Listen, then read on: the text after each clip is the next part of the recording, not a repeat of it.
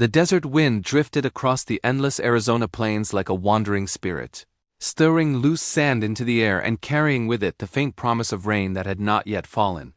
The land stretched wide and unbroken beneath a sky still, stained purple and gray from the storm that had passed in the night.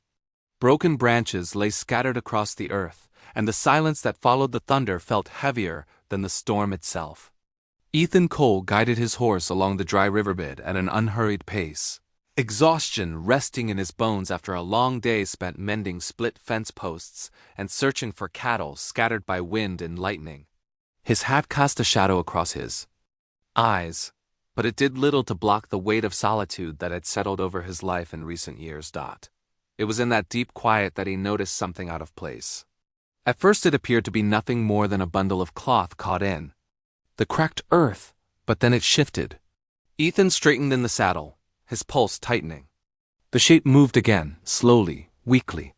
He nudged his horse forward with caution. As he drew closer, the truth revealed itself. It was a child. She lay curled against the dry ground as though trying to sink into it, to disappear from a world that had been unkind. She could not have been more than 10 years old. Her dark braids were matted with dust, strands of hair clinging to her tear-streaked face.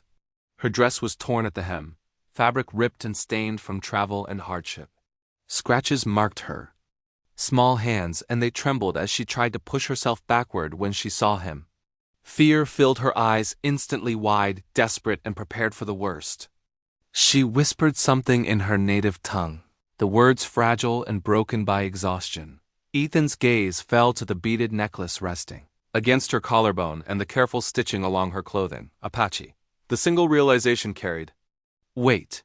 For years, tension between settlers and the Apache people had simmered like heat rising off desert stone. Mistrust lingered on both sides. Helping her could invite suspicion, it could stir anger. It could place him directly in the path of conflict he had spent years avoiding. For a long moment, he remained seated in the saddle, aware that one choice would alter the course of his life. Finally, he swung down from his horse. Slowly, deliberately, he lifted both hands in the air so she could see he carried no weapon. "I won't hurt you," he said gently, his voice steady, though he did not know if she understood the language. She flinched when he stepped closer, her body shrinking from him, but weakness had already claimed most of her strength. When he knelt beside her, he could feel the heat radiating from her skin. Fever without another word. He removed his coat and wrapped it carefully around her thin shoulders. The fabric swallowed her small frame. He slid one arm beneath her knees and the other behind her back, lifting her as though she might shatter. She did not resist. She no longer had the strength. Carrying her to his horse, he mounted and rode toward the ranch with quiet urgency. The ranch house stood alone against the horizon, weathered wood bleached by years of sun. Inside, he prepared the small spare room beside the kitchen. He laid her gently on the bed, cleaned the dirt from her wounds, and placed cool water within reach. He left broth and bread nearby, but did not force her to eat. He gave her space. Sensing that trust could not be demanded, it had to be earned. For days, she barely spoke. She moved silently through the room like a shadow. Most afternoons, she sat near the window, her knees drawn close to her chest, staring across the open land as if waiting for someone who would never return.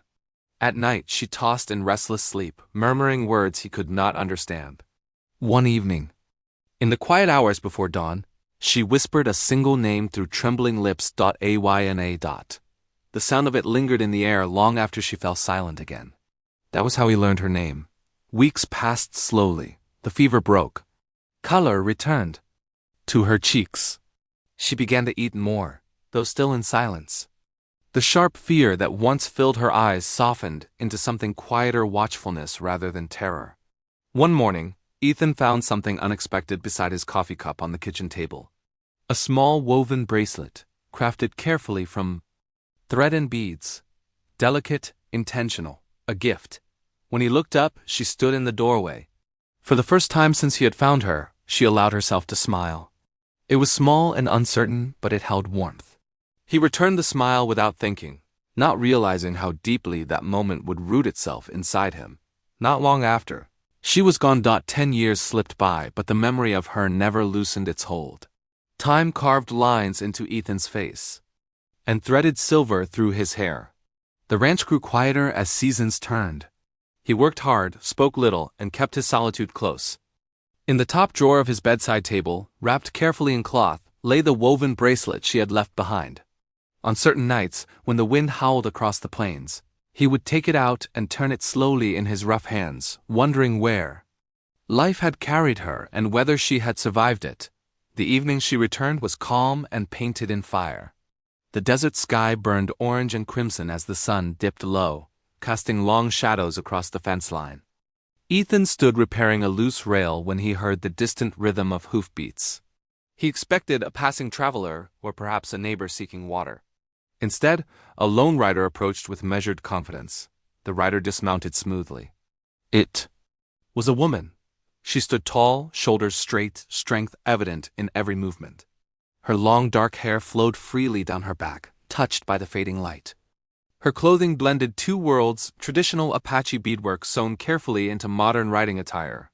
Nothing about her seemed fragile. She carried quiet power, the kind born from survival. When she lifted her face, Ethan felt his breath falter. Those eyes. He knew them. She stepped closer, studying him with calm intensity. "Do you remember me, Cowboy?" she asked, her voice steady but warm. His throat tightened. "Ayana?" The name left him almost as a question. A smile curved her lips, confident now, no longer uncertain. "I am the Apache girl you once saved," she said softly, "and I have returned." The world narrowed to the space between them. Ethan removed his hat slowly, disbelief and emotion colliding in his chest. "You disappeared," he said quietly. "I didn't know what to think. I had to leave," she replied.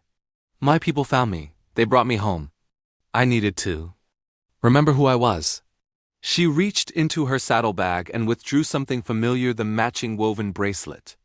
Holding it between them, she continued, "I promised myself I would come back. Not as a child repaying a debt, but as a woman who chooses her own path." The wind stirred gently around them. "I came back," she finished, her gaze unwavering. "Because I choose you?" By sunrise, the town was already whispering. Conversations halted when Ethan entered the general store. Women at the well lowered their voices but not their stares. Some admired her courage, others called her trouble. A few spoke with bitterness that had never truly faded. The old divide between settlers and Apache had not healed completely, and her presence reopened what many had tried to bury. Ayana noticed the tension but did not bow to it. She rode beside Ethan into town with her head high. Her clothing reflected her heritage proudly. Children watched her beadwork with open curiosity while parents observed with caution. She met every gaze without apology. She had not returned seeking permission. She had returned because her heart had led her there. Among her own people, her choice stirred its own debate.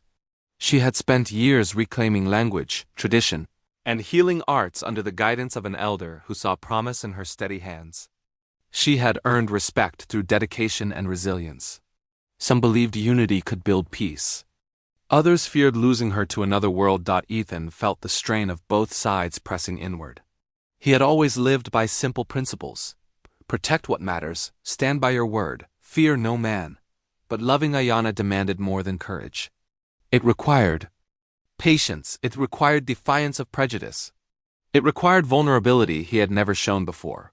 One evening, a small group of men rode to his ranch. They warned him that her presence could ignite conflict. They suggested he send her away before trouble grew. Ethan's jaw tightened, but before he could answer, Ayana stepped forward. Calm and unwavering, she spoke of gratitude, peace, and the power of choice. She reminded them that kindness had once crossed a dangerous line when he saved her life. That same kindness, she said, could become the foundation for something stronger.